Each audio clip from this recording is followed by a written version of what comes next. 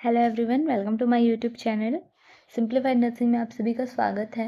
आज हम देखने वाले हैं सिजोफ्रेनिया का जो रिमेन टॉपिक बचा हुआ था। तो हमारा diagnosis and management of schizophrenia बचा हुआ था। बाकी सारी टॉपिक्स इसके सिजोफ्रेनिया के हमने ऑलरेडी डिस्कस कर चुके हैं, पार्ट 1, पार्ट 2, पार्ट 3 करके। तो ये दिस इज द पार्ट 4, जहाँ पे हम diagnostic finding of schizophrenia and what are all the management of schizophrenia, इसके बारे में हम डिस्कस करेंगे। तो डायग्नोस्टिक फाइंडिंग एंड मैनेजमेंट में आपका जाएगा फार्माकोलॉजिकल मैनेजमेंट, आपका इलेक्ट्रोकन्वल्सिव थेरेपी, एंड आपका आ जाएगा इसमें जितने भी आपके साइकोथेरेपीज होते हैं वो, देन आपका नर्सिंग मैनेजमेंट। अब नर्सिंग मैनेजमेंट में जितने भी नर्सिंग डायग्नोसिस होते हैं वो सारे आपके आ जाएंगे। तो वीडियो को एंड तक ज़रूर देखें। तो हमारा फर्स्ट है डायग्नोस्टिक फाइंडिंग ऑफ सिजोफ्रेनिया। तो डायग्नोस्टिक फाइंडिंग सिजोफ्रेनिया के क्या क्या रहेंगे? कोई स्पेसिफिक डायग्नोस्टिक फाइंडिंग नहीं होता है, हिस्ट्री कलेक्शन करते हैं हम। देन जो भी मेंटल स्टेटस एग्जामिनेशन है इसके बेसिस पे हमको मिल जाता है इसका आइडेंटिफिकेशन, इसका डायग्नोसिस। देन मेन इसका वो डायग्नोसिस रहता है, official diagnosis is based on ICD-10 criteria. Main diagnosis इसका किसके बेस पे रहता है? ICD-10 क्राइटेरिया के बेस पे और सिम्टम्स के बेस पे हम इसको आइडेंटिफाई करते हैं। देन नेक्स्ट है आपका मैनेजमेंट ऑफ सिजोफ्रेनिया। तो फर्स्ट है आपका फार्माकोलॉजिकल मैनेजमेंट, जिसको हम फार्माकोथेरेपी भी बोलते हैं। तो फार्माकोथेरेपी में फर्स्ट है आपका कन्वेंशनल एंटीसाइकोटिक। फर्स्ट है आपका कन्वेंशनल एंटीसाइकोटिक, इसमें आपका आ जाएगा क्लोप्रामाजिन। क्लोप्रामाजिन आपका है 300 to 1500 mg per day per oral, 50 to 100 mg per day IM। Then fluphenazine decanoates, ये आपका 25 to 50 mg IM every 1 to 3 weeks. Haloperidol 5 to 100 mg per day per oral and 5 to 20 mg per day IM। इसमें oral और IM route, parenteral route दोनों दिए हैं, ठीक है। Then ट्राइफ्लूरोपेराजिन, ये आपका 15 to 60 mg है per day oral and 1.1 to 5 mg है IM। देन आपका है एटाइपिकल एंटीसाइकोटिक्स। एटाइपिकल एंटीसाइकोटिक्स में आपका है clozapine 25 to 450 mg per day oral, risperidone 2 to 10 mg per day oral, olanzapine 10 to 20 mg per day oral, quetiapine ये आपका है 150 to 750 mg per day oral, ziprasidone ये आपको 20 to 80 mg per day oral, aripiprazole ये आपका 10 to 15 mg per day oral है, पेलीपेरिडोन ये आपका 1.5 to 12 mg per day oral है। ये सारी दवाई आपको एज इट इज याद करनी है। देन इसी में और है फार्मेको में एटापिकल एंटीसाइकोटिक्स में एमिसुलप्राइड, ये आपका 400 to 800 mg per day oral है। तो ये थे सारे आपके फार्माकोथेरेपीज। नेक्स्ट है आपका इलेक्ट्रोकन्वल्सिव थेरेपी। ये भी बहुत ही मेजर रोल प्ले करता है सिजोफ्रेनिया के ट्रीटमेंट में। तो किस किस कंडीशन पे हम सिजोफ्रेनिया में कौन कौन से कंडीशन पे हम मेनली ECT यूज करते हैं इलेक्ट्रोकन्वल्सिव थेरेपी, ये हम देखेंगे। इलेक्ट्रोकन्वल्सिव थेरेपी का कंप्लीट वीडियो मैंने डाल रखा है, आप देख सकते हैं वहां से। Indication for electroconvulsive therapy in schizophrenia क्या क्या है आपका? Catatonic stupor, catatonic retarded patient है अगर, तो उसको हम देते हैं ECT। Uncontrolled catatonic excitement, uncontrolled psychomotor activity increase है, स्टूपर मीन्स डिक्रीज है साइकोमोटर एक्टिविटी, इसमें अनकंट्रोल्ड इंक्रीज है। Severe side effect with drug, अगर इन ड्रग से सीवियर साइड इफेक्ट आ रहे हैं तो schizophrenia refractory to all other form of treatment. अगर सिजोफ्रेनिया का जो ट्रीटमेंट है, अदर जितने भी ट्रीटमेंट है वो करेक्टली ट्रीटमेंट का करेक्ट इफेक्ट नहीं पड़ रहा है तो उस सिचुएशन पे भी हम देते हैं। इसमें मेनली कितना हम सिजोफ्रेनिया में कितने हम डोजेज ECT देते हैं, तो हमारा रहेगा 8 to 12 doses of ECT are needed और एज प्रिस्क्राइब बाय फिजिशियन। इससे ज़्यादा हम फिजिशियन प्रिस्क्राइब करने से ही देते हैं। नेक्स्ट है आपका साइकोलॉजिकल थेरेपी। साइकोलॉजिकल थेरेपीज में आपका जाएगा group therapy, behavioural therapy, social skill training, cognitive therapy, family therapy. हाँ, बस इतना ही है आपका, जितने भी आपके क्या आते हैं साइकोथेरेपी, साइकोलॉजिकल थेरेपीज में। तो 1 by 1 हम सबको डिस्कस करेंगे। फर्स्ट है आपका group therapy. The social interaction, sense of monitoring, cohesiveness, identification and reality testing achieved within the group setting have proven to be highly therapeutic for this individual। Means इसमें क्या होता है group therapy में कि एक group में peoples को हम ट्रीट करते हैं, तो इसमें क्या होता है, सोशल इंटरेक्शन उनका इंक्रीज होता है, सेंस ऑफ मॉनिटरिंग इंक्रीज होता है, कोहेसिवनेस इंक्रीज होता है, अवेयरनेस इंक्रीज होती है, आइडेंटिफिकेशन इंक्रीज होता है, रियलिटी टेस्टिंग अचीवमेंट होती है उनको। Group setting prove that highly therapeutic for this individual. तो ग्रुप थेरेपी क्या है, हाईली थेरेप्यूटिक है इस तरीके के इंडिविजुअल्स के लिए, सिजोफ्रेनिया के पेशेंट्स के लिए। नेक्स्ट है आपका behaviour therapy.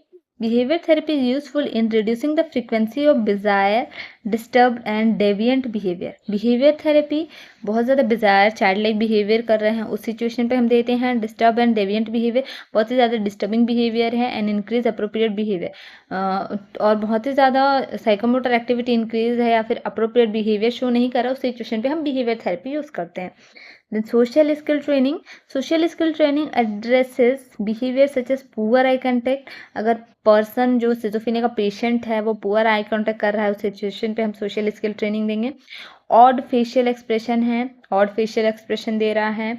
Lake of spontaneity in social situation, social situation में लेक ऑफ स्पॉन्टेनिटी है, तो उस सिचुएशन पे हम सोशल थेरेपी स्किल ट्रेनिंग देंगे।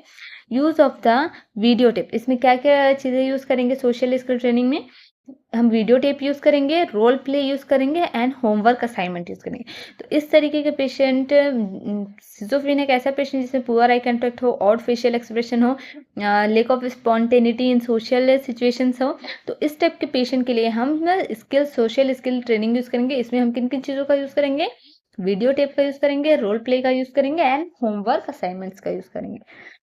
नेक्स्ट है आपका cognitive therapy, use to improve cognitive distortion like reducing डिस्ट्रैक्टिबिलिटी and correcting judgment. Distract easily हो जाते हैं सिजोफ्रेनिया के पेशेंट, तो हमको कॉग्निटिव थेरेपी में क्या करना है, उनके डिस्ट्रैक्शन को कम करना है, रिड्यूस करना है, और जजमेंट एबिलिटी को करेक्ट करना है। नेक्स्ट है आपका फैमिली थेरेपी। साइकोलॉजिकल थेरेपी का एक और पार्ट है family therapy. Family therapy typically consist of brief program of family education about schizophrenia. हम फैमिली को छोटा सा एक ब्रीफ एजुकेशन प्रोग्राम देंगे सिजोफ्रेनिया के बारे में। It has been found that relapse rates of schizophrenia are higher in a family. इससे क्या होगा, रिलैप्स रेट, जो फैमिली का जो सिजोफ्रेनिया का रिलैप्स रेट है, उसको ठीक करने की जो फैमिली का जो सपोर्ट होना चाहिए वो उसमें इम्प्रूवमेंट नजर आएगा। Then with highly expressed emotion, इससे हाईली एक्सप्रेस इमोशन होगा जो भी फैमिलीज है उनका। Then where significant other makes critical comment express hostility and she shows emotional over involvement. इससे क्या होगा, वो अपने जो भी उस सिजोफ्रेनिया को लेके जो भी उनकी मेंटालिटी रहेगी, इमोशंस रहेंगे, वो क्रिटिकल जो भी कमेंट्स रहेंगे उसको एक्सप्रेस करेंगे, हॉस्टिलिटी एग्रेसिव बिहेवियर जो है उसको एक्सप्रेस करेंगे, और जो भी उनका इमोशन इन्वॉल्वमेंट है वो भी वो एक्सप्रेस करेंगे, ताकि हम उसको ठीक कर सकें, इम्प्रूव कर सकें। देन नेक्स्ट है आपका नर्सिंग मैनेजमेंट। ये था आपका medical management and psychotherapy and electroconvulsive therapy. Next हम देखते हैं हमारा पार्ट नर्सिंग मैनेजमेंट, जो कि बहुत इंपॉर्टेंट होता है। Observe behaviour pattern, posturing, psychomotor disturbance, appearance and hygiene, ये सारी चीज़ें हमको पेशेंट का ऑब्जर्व करना है। Identifying the type of disturbance the patient experience, हम लोग को पेशेंट कौन सा डिस्टर्बेंस, किस टाइप का डिस्टर्बेंस एक्सपीरियंस कर रहा है उसको आइडेंटिफाई करना है। Ask the patient about feeling while thoughts, alteration and evidence, हमको क्या करना है, पेशेंट को क्या क्या फीलिंग आ रही है, क्या क्या थॉट्स अल्ट्रेशन आ रहे हैं, इन सबको आस्क पूछना है। Note the effect and emotional tone of the patient and whether they are appropriate in relation to the thought और प्रेजेंट सिचुएशन। आपको हमको क्या करना है, पेशेंट के जो इमोशंस इफेक्ट है उसको नोट करना है, कि जो सिचुएशन है उसके हिसाब से पेशेंट इमोशन इफेक्ट कर रहा है, इमोशन एक्सप्रेस कर रहा है, कि सिचुएशन के अपोजिट इमोशन एक्सप्रेस कर रहा है। इस तरीके की सिचुएशन हमें नोट करनी है। देन नेक्स्ट है आपका assess the theme and content of delusional thinking. Delusion thinking का थीम कंटेंट ये हमको देखना है। If the delusion is persecution oriented, assess the nature of the threat and risk of violence. अगर डेल्यूशन उसमें present है तो किस टाइप का डेल्यूशन है, उसका थ्रेट क्या क्या है, उसका वायलेंस क्या क्या है, ये सारी चीज़ें हमको असेस करनी है। Assess speech pattern associated with the dilution, dilution से रिलेटेड जो भी स्पीच पैटर्न है पेशेंट का, हमको उसको असेस करना है। Assess for ability to perform self care activity, self care activity ability को हमको परफॉर्म करना है, like that is sleep pattern, interaction with other patient, इन सारी चीज़ों की एबिलिटी को हमको पेशेंट की असेस करनी है। देन नेक्स्ट है आपका नर्सिंग डायग्नोसिस। क्या क्या नर्सिंग डायग्नोसिस बनेंगे इस टाइप के पेशेंट के लिए? सिजोफ्रेनिया का नर्सिंग डायग्नोसिस क्या क्या होता है? तो आपका फर्स्ट है डिस्टर्ब सेंसरी परसेप्शन। पेशेंट का सेंसरी परसेप्शन डिस्टर्ब रहेगा, related to panic anxiety. Panic anxiety भी लिख सकते हैं आप, पॉसिबल हेरिडिटरी और बायोकेमिकल फैक्टर, ये सारी चीज़ें हैं। Evidence by inappropriate response and disturbed disorder thought sequencing. Poor concentration भी लिख सकते हैं आप, डिसोरिएंटेशन भी लिख सकते हैं, विड्रॉन बिहेवियर भी लिख सकते हैं ना, ठीक है। नेक्स्ट है आपका disturb thought process. Sensory perception था, disturb thought process related to inability to trust, panic anxiety, possible hereditary और biochemical factors, evidence by delusional thinking, extreme suspiciousness of others. Then आपका है third impaired health maintenance related to inability to trust, extreme suspiciousness evidenced by poor diet intake। Health maintenance है poor diet intake की वजह से, इनएडिक्वेट food diet intake की वजह से, इनएडिक्वेट food and fluid intake की वजह से, डिफिकल्टी इन फॉलोइंग स्लीप, इन सब की वजह से क्या है? हेल्थ मेंटेनेंस डिस्टर्ब है। देन सेल्फ केयर डेफिशिट है पेशेंट का, रिलेटेड टू किस वजह से? विड्रॉल की वजह से, रिग्रेशन की वजह से, पैनिक एंजाइटी की वजह से, कॉग्निटिव इंपेयरमेंट की वजह से, इनएबिलिटी टू ट्रस्ट की वजह से। तो ये एविडेंस कैसे हो रहा है? Difficulty in carrying out task associated with hygiene से रिलेटेड जितने भी टास्क है वो कैरी आउट ही नहीं कर पा रहा। ड्रेसिंग, उनका ड्रेसिंग स्टाइल देख के हमको सेल्फ केयर डेफिशिट लग रहा है, ग्रूमिंग देख के सेल्फ केयर डेफिशिट लग रहा है, एविडेंस है ये, मतलब ये प्रूव करता है कि सारी जो सिम्टम्स है ये सेल्फ केयर डेफिशिट है। देन नेक्स्ट है आपका पोटेंशियल फॉर वायलेंस, पेशेंट में चांसेस है वायलेंस करने के, सेल्फ डायरेक्टेड और एट अदर्स, रिलेटेड टू किससे रिलेटेड है ये? कमांड कमांड हेलुसिनेशन की वजह से वायलेंस करने के चांसेस है। कैसे एविडेंस होता है ये? कौन से सिम्टम एविडेंस करते हैं? फिजिकल वायलेंस एविडेंस करता है, destruction of object in the environment और सेल्फ डिस्ट्रक्टिव बिहेवियर। ये सारे बिहेवियर क्या करते हैं? एविडेंस करते हैं कि यहाँ पे वायलेंस के पोटेंशियस है। देन नेक्स्ट है आपका रिस्क फॉर सेल्फ इन्फ्लिक्टेड और life threatening injury. Risk for self inflicted self injury और लाइफ थ्रेटनिंग इंजुरी के चांसेस है, रिलेटेड टू किससे?